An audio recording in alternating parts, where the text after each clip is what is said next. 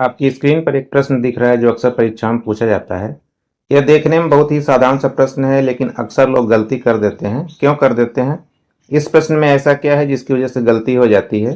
क्यों बहुत ही सावधानी के साथ इस प्रश्न का उत्तर देना बहुत जरूरी है? आइए देखते हैं। प्रश्न है कि प्रिय पति वह मेरा प्राण प्यारा कहाँ है, दुख जल निधि डूबी का सहारा कहाँ है, उपरोक्त पंक्तियों में कौन सा रस है? इसके चार विकल्प दिए गए हैं।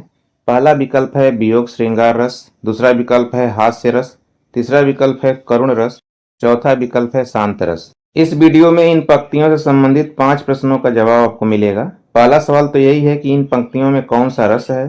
दूसरा प्रश्न बनता है कि इन पंक्तियों को लिखा किसने है। तीसरा प्रश्न बनता है कि ये पंक्तियां किस रचना से ली गई हैं। चौथा प्रश्न बनता है कि इनमें छंद कौन सा है। और पांचवा प्रश्न बनता है कि इनका संबंध हिंदी काव्य साहित्य के किस युग से, मतलब किस युग में इनकी रचना हुई है। एक एक करके इन सब का जवाब आपको इस वीडियो में मिल जाएगा, और इनसे संबंधित कोई और भी प्रश्न अगर परीक्षा में आएगा तो उसका जवाब भी आपको पता रहेगा, लेकिन उसके लिए आपको इस वीडियो को ध्यान से देखना होगा। इस प्रश्न को पढ़ने पर पहली नजर में यही लगता है कि कोई पत्नी अपने पति के विरह वियोग में विलाप कर रही है, तो परीक्षार्थी सोचता है कि यहाँ वियोग श्रृंगार रस है। ऐसा सोच करके परीक्षार्थी पहले विकल्प को सही उत्तर मानता है, लेकिन क्या यह उत्तर सही है? नहीं, यह उत्तर सही नहीं है। यह पंक्तियां वियोग श्रृंगार का उदाहरण क्यों नहीं है? यह समझने के लिए पहले यह जानना और समझना पड़ेगा कि इन पंक्तियों का भाव क्या है, संदर्भ क्या है, किस प्रसंग को यह पंक्तियां व्यंजित कर रही हैं, इन पंक्तियों को कौन कह रहा है, क्यों कह रहा है, किससे कह रहा है, किसके लिए कह रहा है, इसको जान लीजिए। हालांकि इन पंक्तियों में थोड़ी सी अशुद्धि, अगर आप ध्यान से दूसरी पंक्ति को पढ़ेंगे तो पाएंगे कि दुख जलनिधि डूबी की जगह दुख जलधि निमग्ना होना चाहिए, क्योंकि जिस रचना से यह लिखा गया है वहां यही लिखा है। पूरा छंद क्या है? प्रिय पति वह मेरा प्राण प्यारा कहाँ है, दुख जलधि निमग्ना का सहारा कहाँ है, अब तक जिसको मैं देख के जी सकी हूँ वह हृदय हमारा नेत्र तारा कहाँ है। यह प्रसिद्ध पंक्तियां कहाँ से ली गई हैं? ये प्रिय प्रवास से ली गई हैं। परीक्षा में पूछे कि प्रिय प्रवास की रचना विधा क्या है, तो उत्तर होगा कि प्रिय प्रवास एक महाकाव्य है, और यह खड़ी बोली हिंदी का प्रथम महाकाव्य है। परीक्षा में पूछे कि खड़ी बोली हिंदी का प्रथम महाकाव्य कौन है, तो उत्तर होगा प्रिय प्रवास। प्रिय प्रवास हिंदी का प्रथम महाकाव्य है। प्रिय प्रवास के किस सर्ग से ये पंक्तियां ली गई हैं? ये पंक्तियां प्रिय प्रवास के सप्तम सर्ग से ली गई हैं। प्रिय प्रवास में कुल 17 सर्ग हैं। सर्ग का मतलब अध्याय समझिए। प्रिय प्रवास को लिखा किसने है? इसे महाकवि अयोध्या सिंह उपाध्याय हरिऔध ने लिखा है। अगर परीक्षा में पूछ दे कि खड़ी बोली हिंदी का प्रथम महाकाव्य किसने लिखा है, तो इसका उत्तर होगा अयोध्या सिंह उपाध्याय हरिऔध ने लिखा है। प्रिय प्रवास कब प्रकाशित हुआ था? प्रिय प्रवास 1914 ईस्वी में प्रकाशित हुआ था।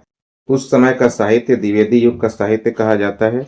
हिंदी साहित्य के इतिहास में द्विवेदी युग का समय 1900 ईस्वी से 1918 ईस्वी तक माना जाता है। प्रिय प्रवास द्विवेदी युग की रचना है। अयोध्या सिंह उपाध्याय हरिऔध द्विवेदी युग के रचनाकार हैं। द्विवेदी युग हिंदी साहित्य के आधुनिक काल का दूसरा महत्वपूर्ण युग है। इसका नामकरण प्रख्यात साहित्यकार आचार्य महावीर प्रसाद द्विवेदी के नाम पर हुआ है। परीक्षाओं में यह प्रश्न भी बहुत पूछा जाता है कि द्विवेदी युग का नामकरण किसके नाम पर हुआ है, तो इस युग का नाम महावीर प्रसाद द्विवेदी के नाम पर पड़ा है।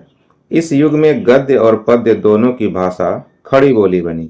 द्विवेदी युग से पहले काव्य भाषा मुख्य रूप से ब्रज भाषा थी। द्विवेदी युग के पहले के युग भारतेंदु युग में कवियों ने कविता के लिए मुख्यतः ब्रज भाषा को ही अपनी अभिव्यक्ति का माध्यम बनाया था।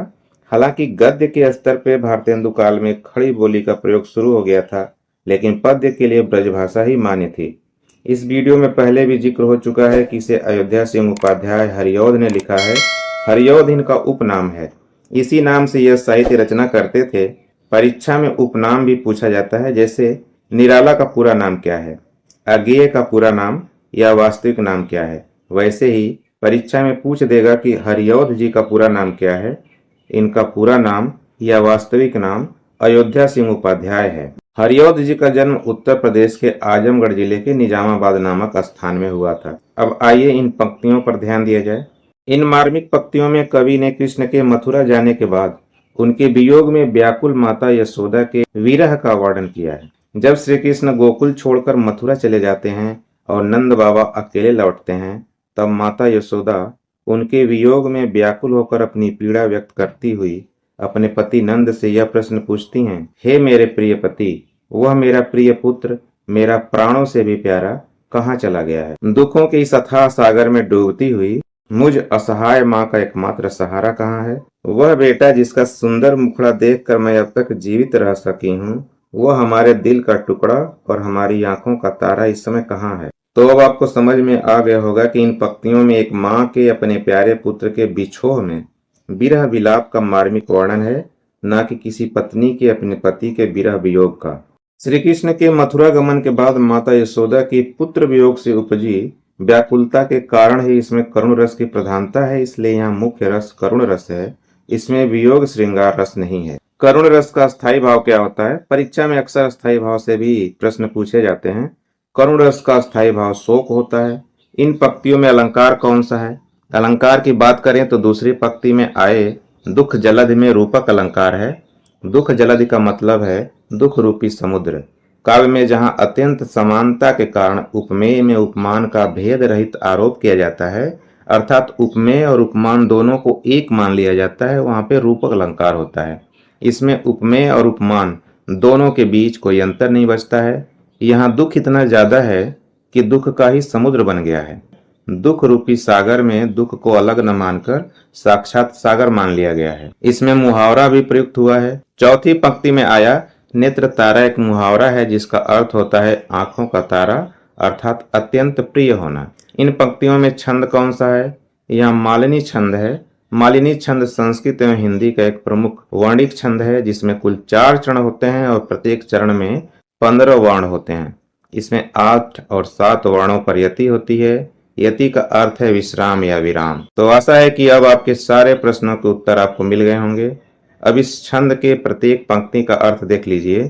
प्रिय पति व मेरा प्राण प्यारा कहाँ है? इसका अर्थ है कि हे प्रिय पति नंदराज, मेरा वह पुत्र कहाँ है जो मुझे अपने प्राणों से भी अधिक प्यारा है। दुख जलधि निमग्ना का सहारा कहाँ है? दुख जलधि निमग्ना का अर्थ है दुख रूपी समुद्र में डूबी हुई मैं, वह इस दुख के सागर में डूबी हुई माँ का एकमात्र सहारा कहाँ है। अब तक जिसको मैं देख के जी सकी हूँ, वह बेटा जिसका सुंदर मुखड़ा देख कर मैं अब तक जीवित रह सकी हूँ और जिसके बिना मेरा जीवन असंभव है, वह हृदय हमारा नेत्र तारा कहाँ है? वह हमारे दिल का टुकड़ा और हमारी आंखों का तारा अत्यंत ही प्रिय पुत्र कृष्ण इस समय कहाँ है। अब एक प्रश्न आपके लिए, इसका उत्तर आप लोग कमेंट बॉक्स में दीजिए।